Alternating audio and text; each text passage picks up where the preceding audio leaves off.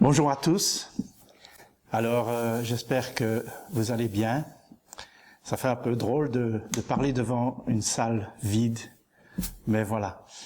Alors, pour ceux qui ne m'ont pas vu depuis quelque temps, comme vous pouvez le constater, je n'ai pas changé, comme disait un chanteur espagnol très connu. À part les cheveux qui ont poussé, mais ça, c'est pas de ma faute. Et puis, j'ai un peu grandi. Voilà, alors, nous allons sans transition passer à ce qui nous occupe aujourd'hui, au message.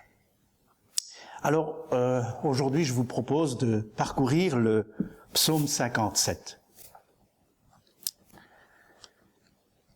Alors, dans le psaume 57, le premier verset, c'est lui qui a d'abord attiré mon attention et suscité en moi cette réflexion.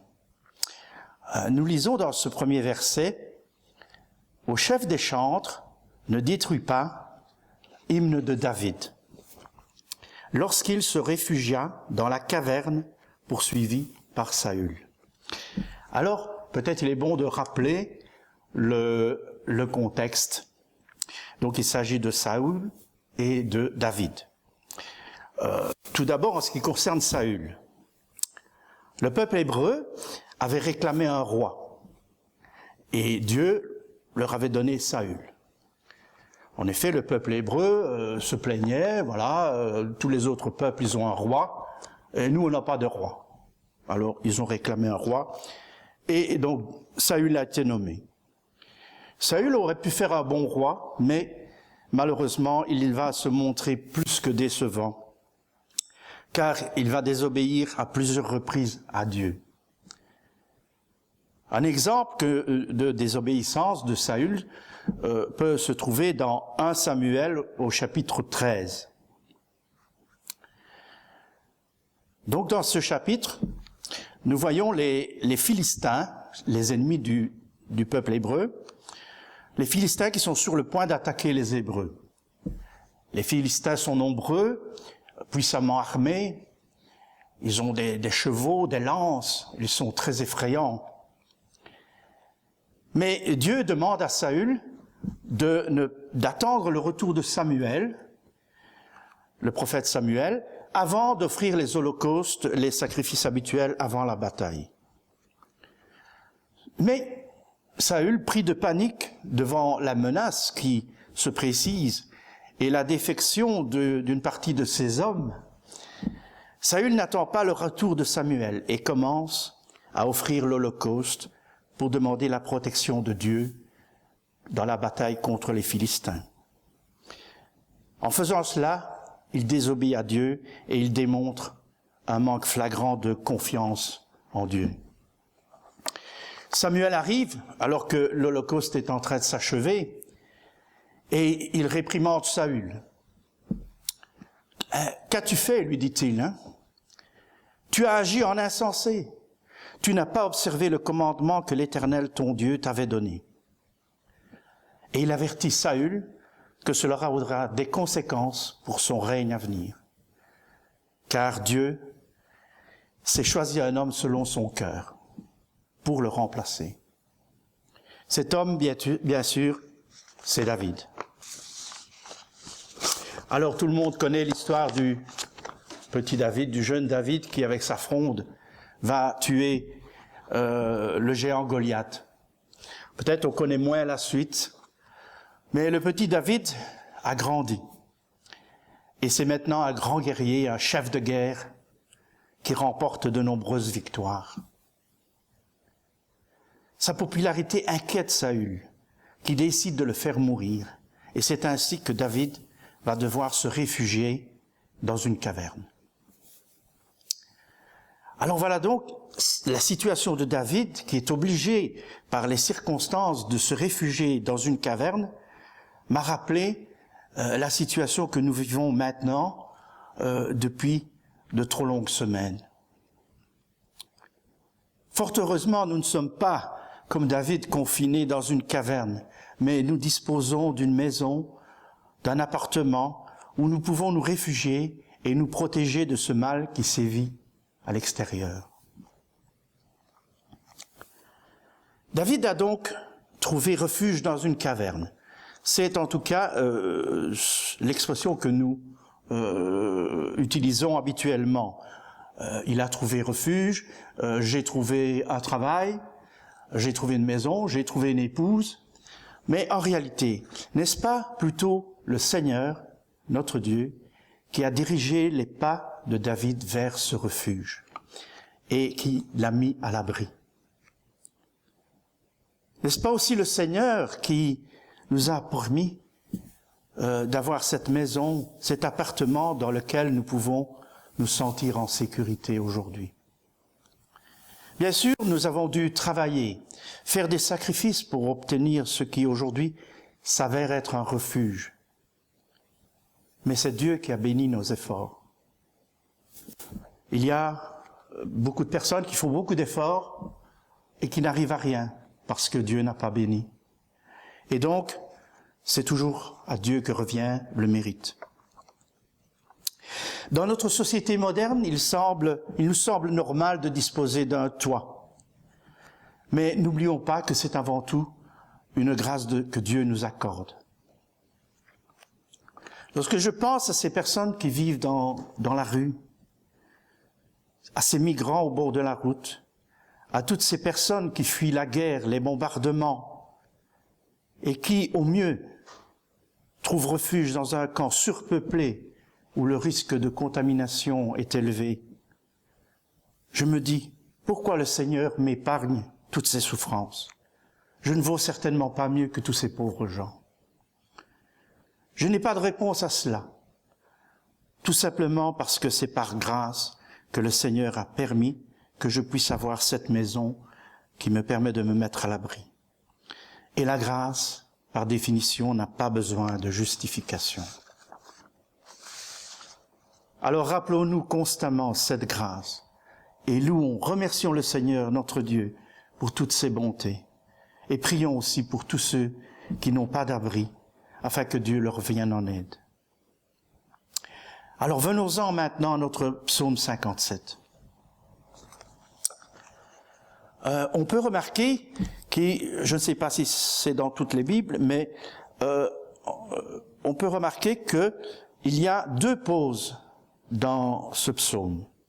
La première après le verset 4, la seconde après le verset 7. Ces deux pauses permettent de séparer le psaume en trois parties. Notre prière pourrait s'inspirer de la construction de ce psaume en trois parties. 1. Appel à Dieu, à sa bonté, à sa puissance. 2. Description de nos problèmes avec l'assurance que Dieu agira en notre faveur. Et enfin, dernière partie, louange et remerciement à notre Seigneur. Alors voyons la première partie, versets 1 à 4. Lisons. Au chef des chantres, ne détruis pas, hymne de David, lorsqu'il se réfugia dans la caverne, poursuivi par Saül. Aie pitié de moi, ô Dieu, aie pitié de moi, car en toi mon âme cherche un refuge. Je cherche un refuge à l'ombre de tes ailes, jusqu'à ce que les calamités soient passées. Je crie au Dieu très haut, au Dieu qui agit en ma faveur. Il m'enverra du ciel le salut. Tandis que mon persécuteur se répand en outrage, Dieu enverra sa bonté et sa fidélité. Alors, voilà, David dit qu'il cherche un refuge. Cela peut nous sembler étrange parce que David n'a-t-il pas trouvé un refuge dans cette caverne?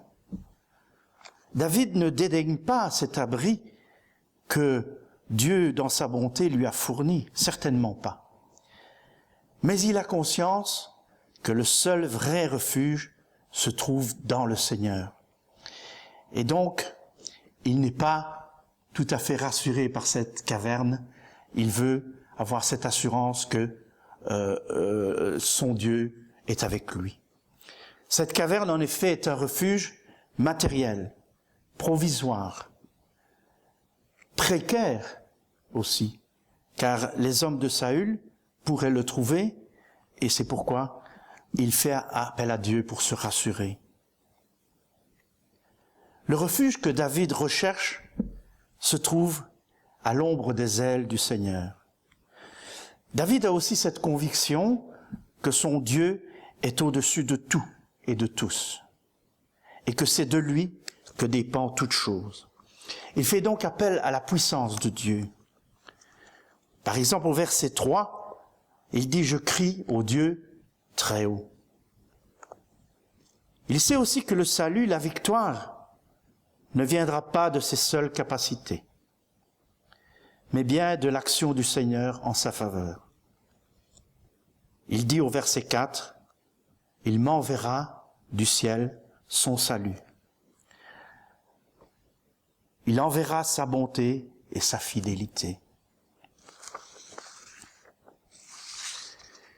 Quelle que soit votre situation et le sentiment de sécurité qu'elle pourrait vous procurer, que vous soyez à l'abri dans un château, une forteresse, ou même un bunker qui résiste à une attaque nucléaire, vous n'êtes nulle part en sûreté si Dieu n'est pas à vos côtés. Comme David, rappelons-nous que notre vrai refuge est dans le Seigneur. N'hésitons pas à faire appel à lui. Deuxième partie, versets 5 à 7. Lisons.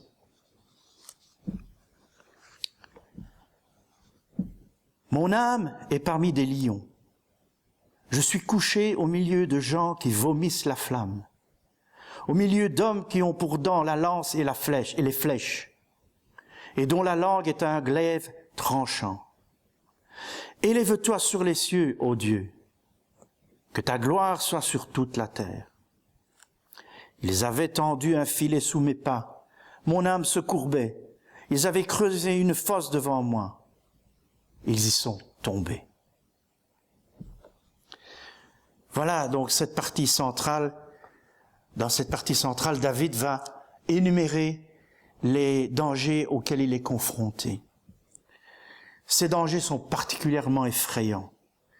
Les mots que David utilise tendent à le démontrer. En effet, il parle de lions, de dents qui sont semblables à des lances ou des flèches, de langues comme des glaives tranchants. Tout cela est vraiment flippant, comme disent les jeunes aujourd'hui. Mais David ne se laisse pas démonter. Il garde sa confiance dans la puissance de Dieu. Et au verset 6, il fait de nouveau appel au Seigneur, mais cette fois-ci, non seulement pour lui-même, mais pour que Dieu manifeste sa gloire sur toute la terre. David nous montre ici l'exemple d'un homme qui ne se laisse pas gagner par la peur, mais qui, en toutes circonstances, s'en remet à Dieu. Mais aussi, cela nous rappelle que notre but premier, notre premier vœu doit être que Dieu puisse se glorifier. La gloire de Dieu est au centre de notre préoccupation. Alors même si Dieu connaît toute chose d'avance, nous pouvons lui faire part de tout ce qui nous effraie, car il aime prendre un temps avec nous, et cela nous rassure, cela fait du bien de nous confier à notre Seigneur. Au verset 7, nous voyons poindre l'action du Seigneur qui va mener vers la victoire.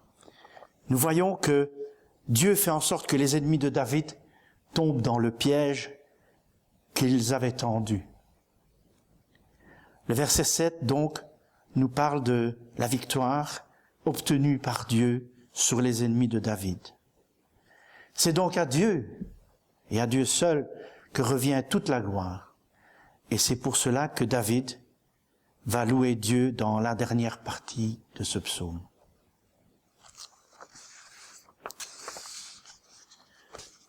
Troisième partie donc, versets 8 à 12, dans lequel David va louer son Dieu.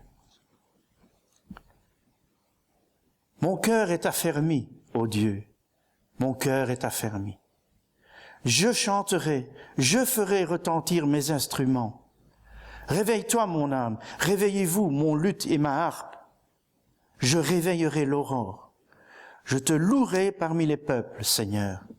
Je te chanterai parmi les nations, car ta bonté atteint jusqu'aux cieux et ta fidélité jusqu'aux nues.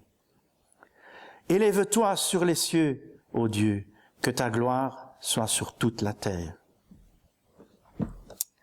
Alors voilà, dans cette dernière partie du psaume, nous voyons un David qui est rassuré. Son cœur est affermi. Donc là, la protection de la caverne ne lui suffisait pas. Il lui fallait être sûr qu'il avait le Seigneur de son côté. David est rassuré donc. Il a remis son fardeau entre les mains du Tout-Puissant, le seul qui peut lui assurer un vrai refuge. Alors il élève sa voix pour louer Dieu pour sa bonté et sa fidélité. Nous remarquons dans ces versets que David utilise le pronom « je » à 5 reprises. Je chanterai, je ferai retentir mes instruments, je réveillerai l'aurore, je te louerai, je te chanterai. Alors il ne s'agit pas ici du jeu de celui qui veut se mettre en avant, du « moi-je ». Non, pas du tout. Il s'agit d'un jeu qui veut exprimer la volonté de David de louer et remercier son Dieu qui est intervenu en sa faveur, ainsi que son désir de voir la gloire de Dieu s'étendre sur toute la terre. C'est un jeu qui exprime la volonté. C'est un jeu volontariste. C'est un jeu qui exprime aussi l'engagement personnel. Dieu intervient. Notre part, c'est de le louer et de le remercier pour ce qu'il fait pour nous. Après avoir fait appel à notre Dieu, après lui avoir exposé nos soucis, n'attendons pas la réponse du Seigneur, mais louons-le et remercions-le à l'avance, car nous savons qu'il tiendra compte de notre prière.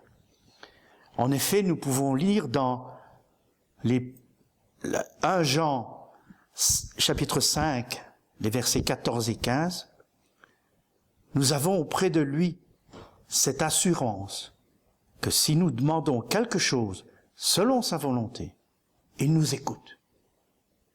Et si nous savons qu'il nous écoute, quelque chose que nous demandions, nous savons que nous possédons la chose que nous lui avons demandée. Et donc, lorsque nous prions, à la fin de nos prières, nous devons nous comporter comme si nous avions déjà obtenu ce que nous avons demandé.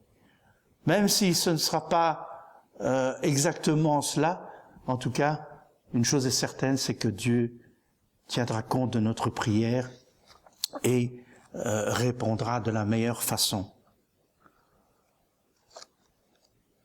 Alors nous avons vu que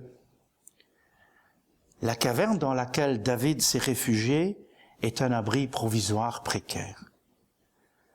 Et que David en est bien conscient. Mais Dieu veut nous donner un refuge éternel. Un refuge qui nous mettra en sécurité pour toujours. Cependant, Dieu, qui est saint, ne peut cohabiter avec des pécheurs comme nous. Et nous ne pouvions rien faire pour remédier à cette situation.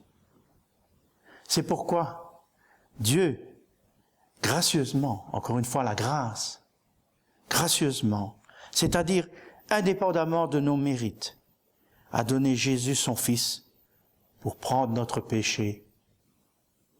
Pour cela, Jésus a souffert et est mort sur la croix de Golgotha.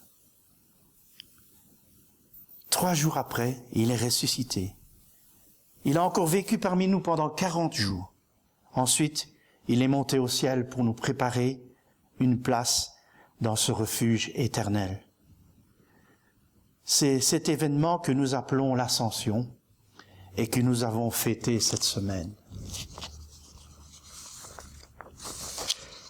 Aspirez-vous à entrer dans ce refuge dans lequel Dieu veut vous accueillir? Alors, reconnaissez votre état de pécheur.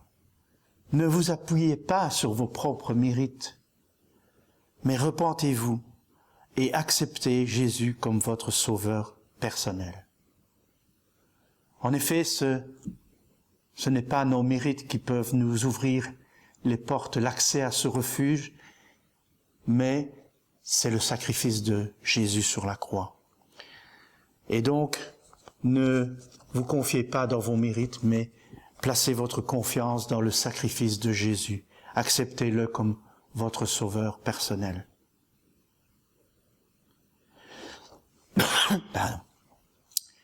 Dans ce message, j'ai souhaité que nous nous rappelions que tout vient du Seigneur et qu'il agit en toute souveraineté et selon sa grâce. Tout ce qui, aujourd'hui, nous aide, nous protège dans la situation que nous vivons en ce moment, c'est lui qui nous l'a procuré. La maison, mais aussi les médecins, le personnel soignant, les protections individuelles, etc. Soyons reconnaissants, louons notre Seigneur pour sa bonté et sa fidélité. Mais aussi, ne dédaignons pas toutes ces choses que Dieu met à notre disposition. Utilisons-les. Bien sûr, j'entends, oui, le Seigneur est là, le Seigneur est là. Bien sûr, le Seigneur est là. Il est avec nous. Mais ne pensons pas qu'il est là pour suppléer, à notre négligence. C'est notre part de faire preuve de sagesse et de, en quelque sorte, faire honneur à ce que le Seigneur nous offre gracieusement. Le Seigneur nous offre gracieusement des choses pour nous protéger, utilisons-les donc. Dans Matthieu, au chapitre 4, lorsque Satan va tenter Jésus, Satan va emmener Jésus au-dessus du temple et lui dit « Jette-toi ». De toute façon, le Seigneur est là. Il va envoyer ses anges et ils vont te rattraper. Et Jésus lui répond, il est écrit aussi que tu ne tenteras pas ton Dieu en vain. Si nous sommes convaincus que le Seigneur exerce toute sa bonté par grâce, eh bien, n'abusons pas de cette grâce. Faisons ce que nous sommes capables de faire aussi. Si, je prends un exemple, si vous avez des pneus lisses et que ça devient dangereux de rouler avec votre voiture, est-ce que vous dites, de toute façon le Seigneur est là? Ou bien est-ce que vous prenez la peine de faire changer vos pneus? Ou si vos freins sont défectueux, est-ce que vous dites, le Seigneur est là? Ou est-ce que vous faites remplacer vos freins? Ne pas abuser de cette grâce. Je veux terminer par 2 versets. J'ai dû faire un choix parce que rien que dans les psaumes, il y a plein de versets qui parlent du secours de Dieu, du refuge que nous pouvons trouver dans le Seigneur. Alors j'en ai choisi 2. Le premier dans le psaume 73, au verset 28. « Pour moi, m'approcher de Dieu, c'est mon bien. Je place mon refuge dans le Seigneur, l'Éternel, afin de raconter toutes tes œuvres. Le second que j'ai choisi est dans le psaume 63, au verset 7. Car tu es mon secours, et je suis dans l'allégresse à l'ombre de tes ailes. Amen. Prions ensemble.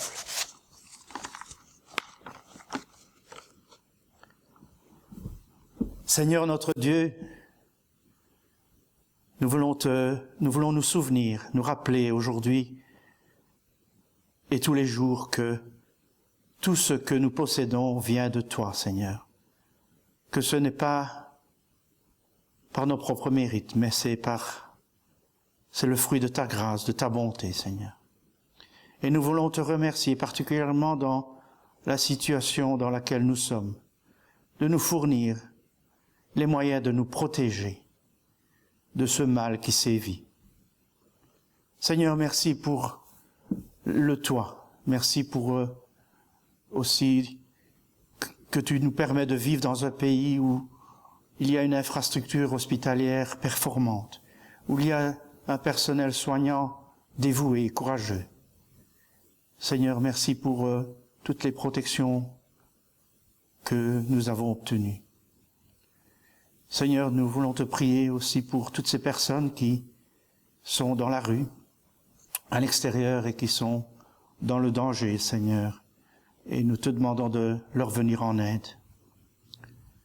Seigneur, merci parce que tu as donné Jésus pour que nous puissions avoir accès à ce refuge qui est dans ta maison. Merci pour Jésus qui a souffert et qui est mort sur la croix pour nous, pour prendre notre péché sur lui. Merci parce que, après 40 jours, il est monté vers toi, Seigneur, où nous savons qu'il nous prépare une place. Seigneur, merci pour toute cette bonté, cette grâce, cette fidélité que tu as envers nous. C'est au nom de Jésus que nous t'avons prié. Amen.